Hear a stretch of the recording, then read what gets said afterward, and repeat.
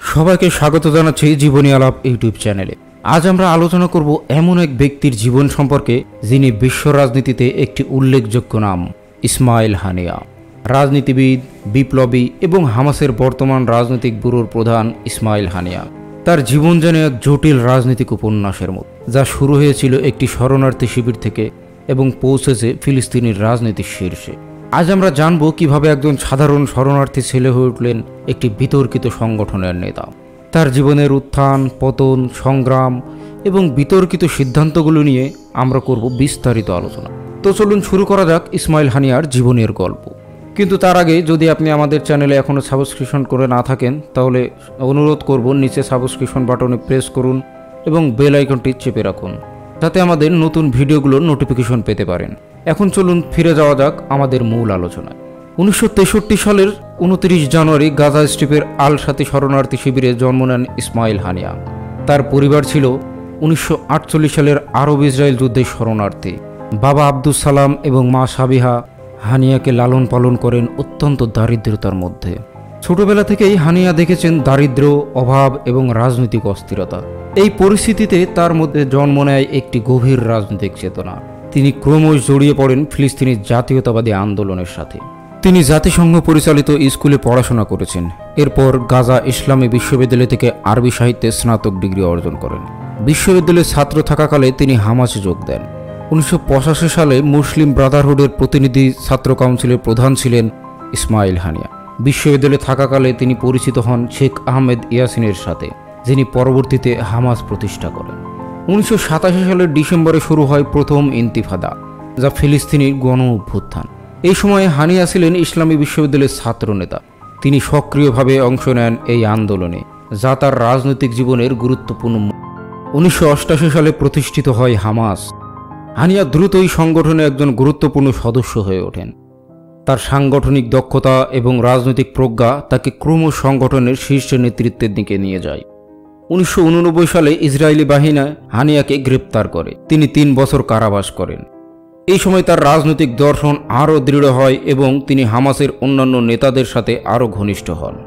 মুক্তি পাওয়ার পর হানিয়া হামাসের মধ্যে দ্রুত উন্নতি করেন।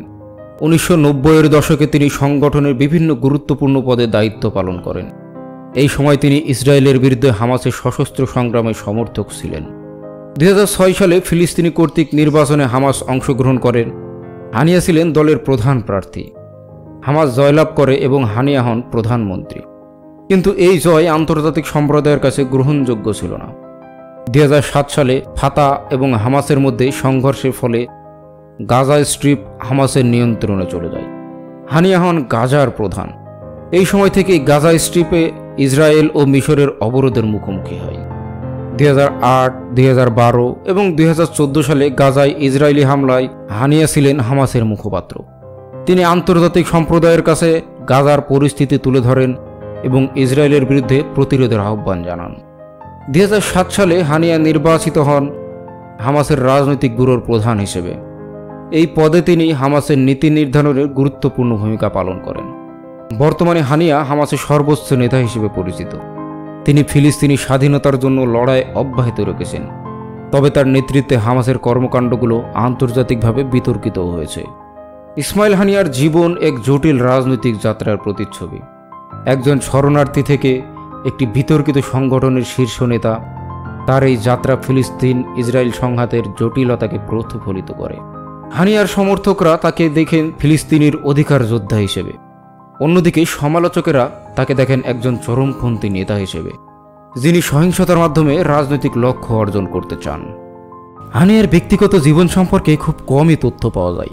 তিনি বিবাহিত এবং 13টি সন্তানের জনক। তার পরিবার গাজা স্ট্রিপে বসবাস করে, যদিও নিরাপত্তার কারণে তার অবস্থান প্রায়ই গোপন রাখা হয়। বর্তমানে হানিয়া গাজা স্ট্রিপের বাইরে থেকে হামাস পরিচালনা করছেন। তিনি বিভিন্ন আরব ও মুসলিম দেশ সফর করে হামাসের জন্য কূটনৈতিক ও অর্থনৈতিক সমর্থন সংগ্রহের চেষ্টা করেন। হানিয়ার নেতৃত্বে হামাস ইসরায়েলের সাথে সংঘাত অব্যাহত রেখেছে, তবে সম্প্রতি তিনি ফিলিস্তিনির ঐক্যের আহ্বান জানিয়েছেন এবং ফাতার সাথে আপোষের ইঙ্গিত দিয়েছেন। 31 জুলাই 2024-এ হামাসের এক বিবৃতির মাধ্যমে জানায়, এটির রাজনৈতিক শাখার প্রধান ইসমাইল হানিয়া তেহরানের নিজের বাসস্থানে ইসরায়েলি জায়নবাদী বিশ্বাসঘাতক অভিযানে নিহত হয়েছেন। তাকে জায়নবাদীদের দ্বারা গুপ্ত হত্যা করা হয়েছে বলে অভিযোগ করা হয়েছে। ইরানের ইসলামী বিপ্লবী গার্ড নিশ্চিত করে যে তিনি এবং তার দেহরক্ষী নিহত হয়েছেন এবং বিষয়টি তদন্ত করে দেখা হবে।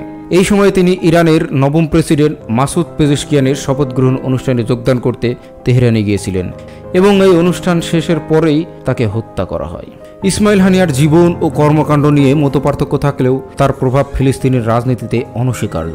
তার পদক্ষেপগুলো শুধু ফিলিস্তিনি নয়, সমগ্র মধ্যপ্রাচ্যের রাজনীতিতে গুরুত্বপূর্ণ প্রভাব ফেলতে পারে। এই ছিল ইসমাইল হানিয়ার জীবনের একটি সংক্ষিপ্ত চিত্র। তার জীবন আমাদের শেখায় কিভাবে ব্যক্তিগত অভিজ্ঞতা ও পরিস্থিতি একজন মানুষকে রাজনৈতিক নেতৃত্বে শীর্ষে নিয়ে যেতে পারে। আশা করি এই ভিডিওটি আপনাদের কাছে গুরুত্বপূর্ণ ও আকর্ষণীয় তথ্যবহুল মনে হয়েছে।